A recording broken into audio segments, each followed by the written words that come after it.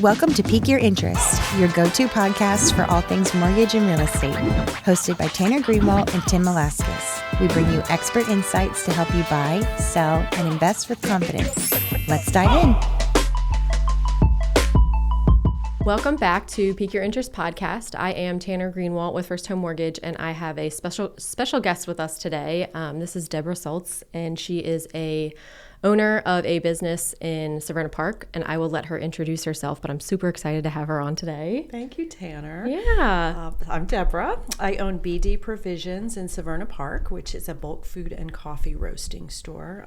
It's right on Ritchie Highway, just past the bowling alley. Yeah. And it's got, so I've never seen that in Maryland, and I think, isn't it like a West Coast thing? It's actually in Connecticut, but the original idea started in the West Coast. So the founders were traveling on the West Coast, and they saw something similar.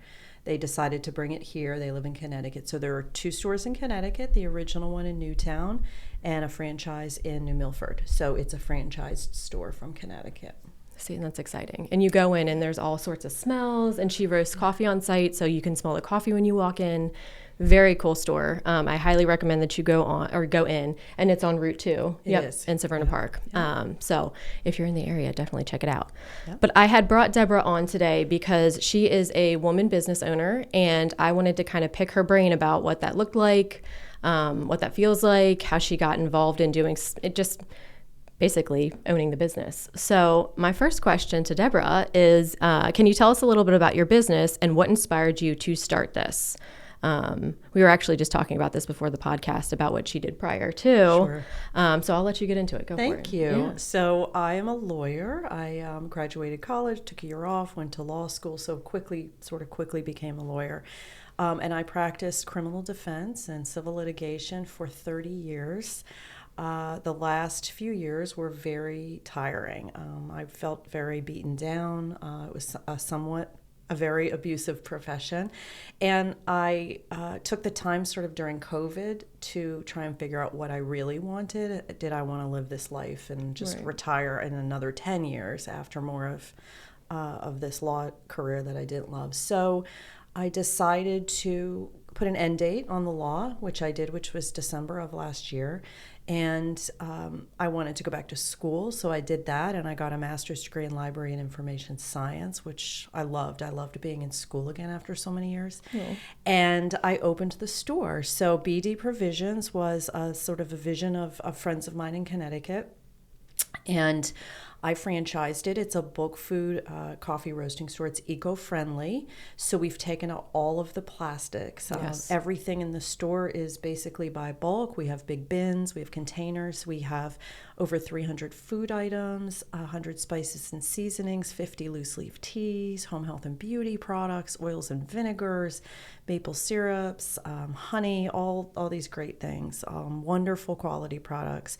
And our big thing is that we roast coffee fresh on site. We're the only ones in Anne Arundel County that actually roast it in the store and sell it in the store in the beans. And so if you come on a Saturday, it's wonderful. Mm-hmm. The smell is great, and you can talk to our coffee roaster and ask questions, and kids love it. Yeah.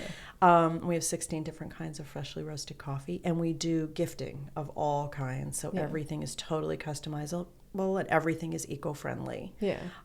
So I was really inspired by going to visit my friend in Connecticut and seeing the store, and really how happy the customers were, and how everybody you talked to said, "Oh, there's nothing else like this. This is so wonderful to be able to do this, and we feel good about we're helping the environment, and all of that." And I really thought, this could be my next thing. Yeah. So I brought it to Maryland. I love that. And it's so cool. And you're so right. You are very environmentalist, which is good to have in the area. I just think it's an amazing store. I love it. And you're right. When you do walk in on a Saturday morning, it's like hit you in the face with the coffee smell. So again, you've got to go check it out if you haven't heard of it or haven't been in yet. I've been trying to spread the word as much as I can because I love it. So it's very interesting. Obviously, Deborah started in a totally different realm of a job, basically, and you ended up with BD Provisions. So what's it like being a business owner right now in this day and age, 2025? It's really interesting because I owned my law firm, but that is such a different kind of a business than a retail business. Right. It's a lot more difficult than I thought it would be after owning the law firm. And that was kind of the administrative aspects of owning a law firm was pretty much smooth sailing. It was easy for me to do that. Practicing law is not always easy, but owning a business was. Owning a retail business is very different. I was surprised at how the government is not that business friendly. And I had to jump through a lot of hoops to get permits and just really crazy situations. They would just make up the law about what you had to do and didn't. And I would go to meetings and they'd say, well, this statute says this. And well, I read all the statutes. Right. I'd say, no, actually it doesn't. Right. So, you're like, I'm in law too. Like what? Yeah, like threatening lawsuits, like, give me my permit. Yeah. So that was surprising at how difficult that was and how the county really didn't help. Yeah. And, I thought, we want these small businesses, don't we? Yeah. We can't have all just big businesses. So, Yeah. So that was kind of difficult and kind of surprising. And now with the economy, things have slowed down. I think people aren't spending what they did before on what they think might be an extra, even though we have a lot of staples for the home, much cheaper than other stores. Yeah, I don't want to say very cheap to offend you, but like it really isn't. You walk to downtown Annapolis and walk in some of those stores, it's a different vibe. Yeah. It's very expensive. I don't feel that when I walk into your store. Yeah, and we have a lot of staples too, just like flour and sugar and all those things you need. Yeah. Coffee, obviously, teas. And our home products are incredible because we've taken all of those things that were harmful to the environment, and you can switch over, like use laundry sheets instead of detergent, and you can use dryer balls instead of bounce sheets and things like that. Yeah. And I think, and once you buy those ones, they last a lot longer. They do. Yeah. No, I love all the little trinkets and stuff in your store. I really do. And we do, I should say, we sell a lot of local artist products, including yours. She does, yes. Yeah, Tanner makes the most beautiful oyster shells. So, thank you. yes, I do have a little side business. Yeah, but she does. She is a huge proponent in the area for supporting local small businesses, and I love that because, as you mentioned, I mean, it's hard starting off as a small business, but then to try to get yourself out there, that's even harder. And I kind of relate that even to the mortgage industry. It's like, I mean, you're starting off very fresh and you've got to go find your clients. Like, you've got to create your business somehow. So, right. It becomes small, or it starts small and becomes bigger. So, love that. Have you ever been underestimated being a woman business owner, and how did you handle that when you kind of realized what was going on? Every day, all day. I believe that. I don't want to say it's like in a negative way, but I think people, and more men obviously, but some women tend to underestimate women. Yes. And one of my very favorite expressions is, go ahead and underestimate me. That'll be fun. Mm-hmm. Because to me, it's a challenge. Like, you underestimate me, I'm going to prove to you I can do even better than you think that I can. Right. So yeah, it still happens. It happened more in the law. It was a very male-dominated profession, and a lot of people would call my office, and if they didn't like what I was saying, they'd say, I'd like to speak to the man in charge. And I am the man. My law firm, and my name was on it. Yeah. Well, you're going to be waiting a while. Yeah. And sometimes I would just put them on hold. Okay, hold on. Right. And never come back. I love it, Deborah. I love it. But I mean, that is stuff that you very much face. Like, actually, I had an email that came through today. In my signature in my email is a picture of me. And I was called Mr., Tanner, Mr. Greenwald, whatever. And I'm just like, oh my gosh, like, and I have a unisex name, obviously. So it's weird. It's wild to me. But, once people find out I'm a girl, I definitely feel a vibe shift almost. Yeah. But that kind of reminds me of that. Completely. I totally get what you're saying. So what is your leadership style like? And has that evolved over time, even shifting from being a lawyer to doing this? Like, what would you say? Sure. Yeah. It's so different, the two businesses. So being a lawyer, in the end, in any business, if you own it, the buck stops with you, right? You're ultimately responsible for everything that happens. Right. But with a law firm, you're doubly responsible because you have a license right. to practice. And if something goes wrong, whether you did it or not, it's going to end up on you. So I think for my law firm, I was much more controlling about, I needed to know every single detail of everything every day. And that probably led to a lot of the sort of exhaustion of it being beaten down. But with the store, other than it burning to the ground, I feel like nothing can really go horribly bad that I can't fix. Right. So I try and lay off a little bit. I don't know that my employees would agree with that because I'm a pretty controlling person. But, when you're the face of the business, it's your money, you're putting it up. you kind of have to be. Oh, absolutely. But I really hope that I work well with my employees, that I show them that I want them to learn and I want them to do the best that they can. And I think that I foster a pretty friendly and amicable environment in the store. Right. I don't allow people who make inappropriate comments, behave inappropriately in any way. And I've had to address some of those situations, sure. I want everybody to just get along. Yeah. And, you don't have to love each other or always be friends or socialize or whatever. But I want it to be sort of a happy place because the customers are happy. Right. They love coming in there. Yeah. And I want that to sort of radiate through the employees. And, so I tend to be a little more hands-off. Now, if you were to come into the store and look behind the counter and look in the kitchen, you'd find a lot of notes from me. Just a reminder, do this, do that. And I want them to do well, and Right. I want them to succeed, especially since I have a lot of younger employees. Just about to say that. This is not going to be their final stop. Right. Right. Yeah. They're not going to be CEO of BD Provisions someday. So I want to make sure that they have skills when they leave this job and move on. And I just lost 5 kids to college. Yeah. So it's going to be like a whole new staff coming Yeah. up. Well, it's funny that you say that because every time I walk myself into, your establishment, I do recognize the younger employees, and that's not in a negative way whatsoever, but I appreciate it almost because these kids are looking to learn as well. And I think about my job back when I was like in high school or whatever, and I did learn a lot from it. But if I was to be in a different element, like your store, for example, and everything that you say that you do to help the store and the vibe that you're trying to create, it does completely shift how you send kids off to college or to their next big job or whatever the case is. I definitely notice that you do that. Yeah. You do, yeah. And it's, for me too, it's such a generational thing. Right. I'm Gen X. I'm way out there. Like I'm working with, I have one other employee who's around my age, and everybody else is much younger for the most part.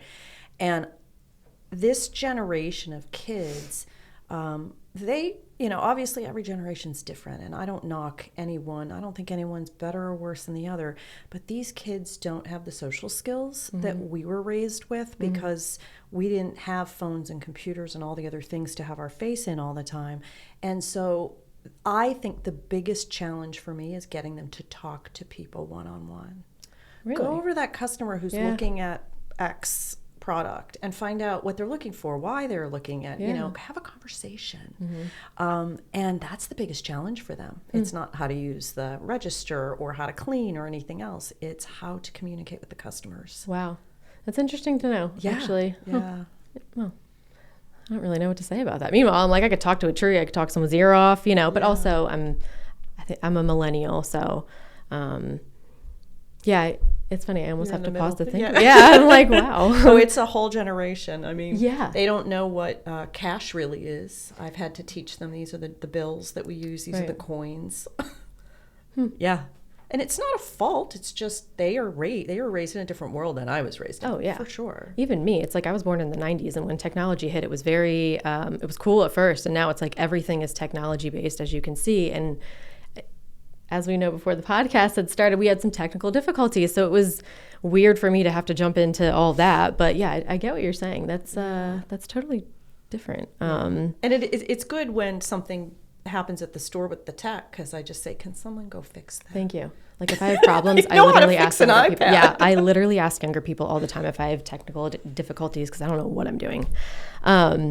Speaking of not knowing what I'm doing, what is one mistake that has taught you something that's priceless to your business or priceless to the way that your thought process, just and priceless in general?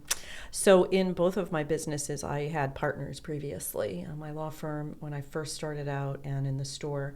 And I would say that there's never really any way to know if your business style is going to blend with someone else till you're actually in business together, even though you talk about it ahead of time or whatever. So for me, I've learned that I need to do things on my own, Right. Make decisions on my own, do what I think's best for a business on my own. I'm not good with a partner. Is that something that's maybe not scary, but does that shift your perspective or mood or vibe or anything like that, knowing that? Or Yeah, I mean, I would love to have a partner that really where we could work together, Right. Not just butt heads or this is what I'm going to do, this is what you're going to do. It would be nice, day to day. Yeah. There's a lot more pressure when you don't, for sure. Yeah. And I don't know about you, but I'm self-critical, like very self-critical. And I'm like borderline perfectionist. I say borderline because I already know I am. But like in saying that, if I was doing things by myself, it would take longer for me because, again, the perfectionism kicks in. But also, the product that I would generate or what comes from that, it would just not, I already know I would have a problem with it. So in the office, I'm always trying to get ideas and things from other people, but at the end of the day, I can bring it back and it's still my business. So I can imagine how difficult it would be to have a whole retail store and kind of trying to figure all that not by yourself, but not having a partner. Oh, totally by myself. Yeah. Even when I had partners, I Right. still had to figure things out if they also didn't know. Recently, I'm still learning so much about a retail business. It's been 3 years. And recently, somebody came in and said, "You don't have your trade license yet. Why don't you have it?" And we'd been open 2.5 years. I didn't know. Right. I had a sales permit, like a tax permit, and I had a health department permit, and they're both posted on the door or in the front window where they need to be.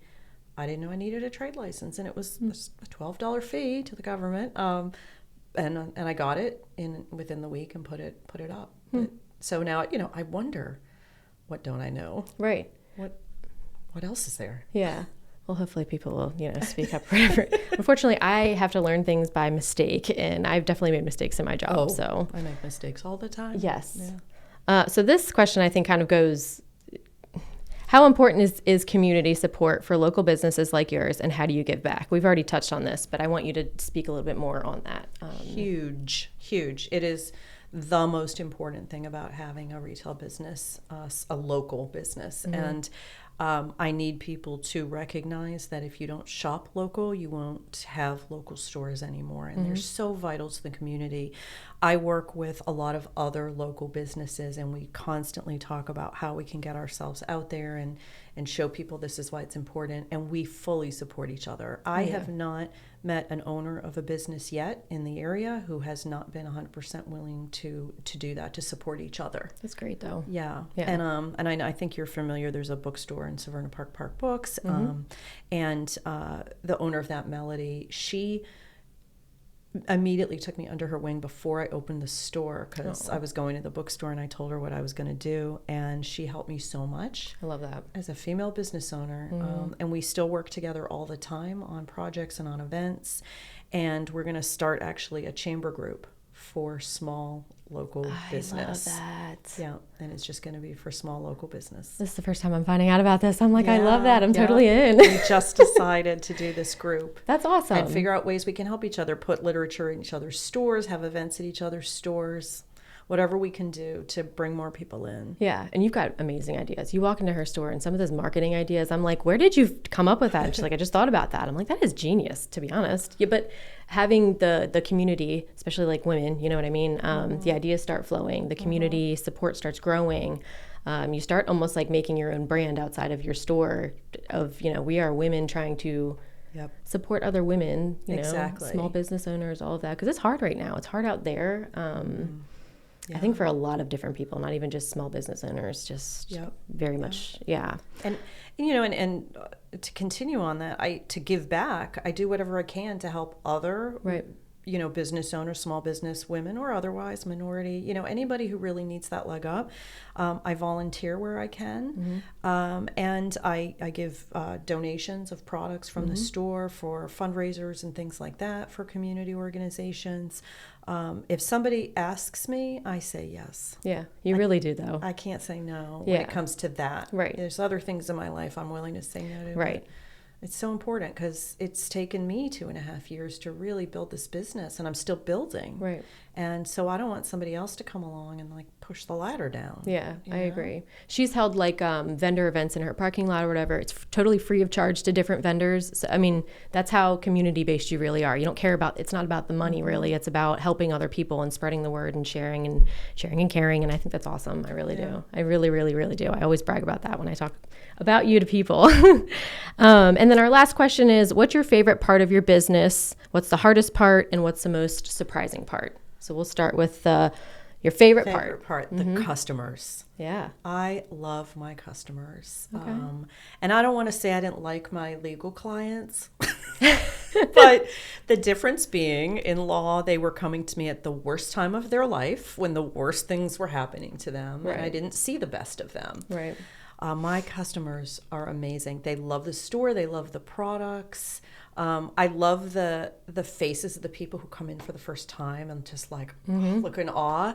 And they're just lovely, lovely people. Yeah. Nice people who also care about the environment, care about local business, care about the things that I think you should care about. Absolutely.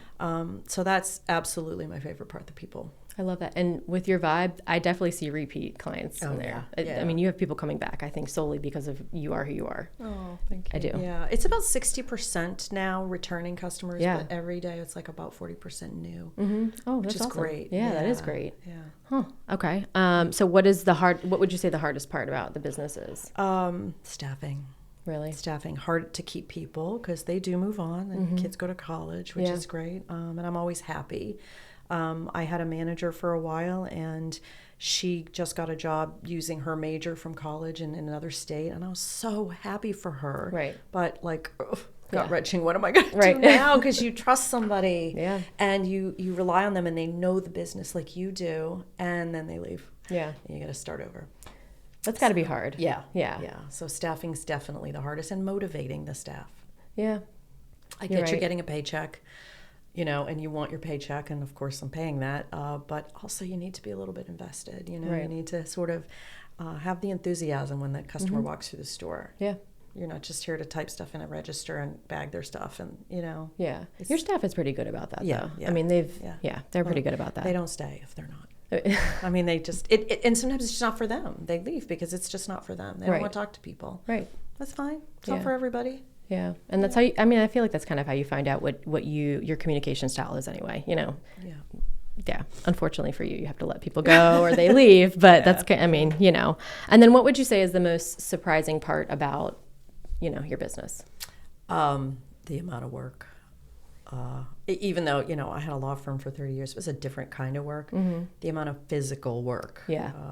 And especially now, I'm 30 years older than I was when I started my other business. And it's exhausting. Yeah, I bet. come home at night and I want to go to bed, at 7 o'clock at night. Right. It's very, very tiring. It's a lot of work. I keep track of my steps, and I always hit my steps by midday. Wow. 10,000 steps just being in a store. Wow. Yeah, it's a lot of movement. It's a lot of heavy lifting. Yeah. Physically, surprisingly, yeah. Yeah.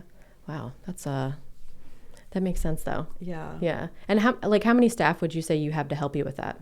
So right now we're down to 6 Okay. from 10. Yeah, So that's a 5, lot of work. 5 left. And I picked one more up, and then I probably will have a couple come back from college to help me seasonally. Okay. I hope. Okay. I hope Yeah. they do. I know one will always because he's been with me a couple of years.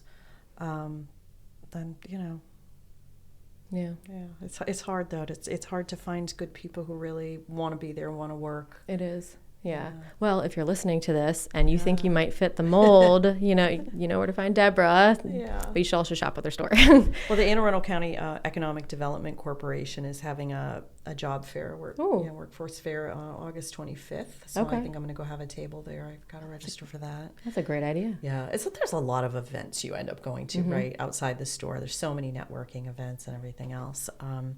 So yeah, that'll be another thing that I go. Would you agree that networking definitely helps bring people into your business? Yeah. Yeah. 100%. Not just run of the mill, I'm going to shop with you now, but other business owners who need things like gift boxes, Right. and things like that. So I work heavily with that. And I also, we wholesale our coffee. So like the Donut Shack up on Route 2 in Severna Park, they carry our coffee. I love the car that. wash carries our coffee. I'd like to get more people to carry our coffee. I'm always looking for a restaurant or something because we have the best coffee. You really in the do. area. It's just good. We roast it. It's fresh. It's less expensive than a Yeah. lot of the other retail places who have several outlets in the area. I just think the coffee's so good. It is. You can definitely even smell it outside of the building. You can. You're like, oh, it's BD Provisions. So thank you, Deborah, for coming on. I appreciate it. I wanted to interview a strong businesswoman owner who I know kind of knows her stuff and is willing to kind of share where she started, where she's at, the hard parts about it, because it's not easy being a woman business owner, especially in today's day and age. It's hard. So if you're listening, if you can support local, that's number one. If you haven't checked out BD Provisions, that's number two. It's on Route 2 in Severna Park. It's a very cute place. You've got to go check it out. And I just appreciate you coming on so much. Thank you. Thank you, Tanner. And I really appreciate you too. Your products that you've given us to sell are beautiful.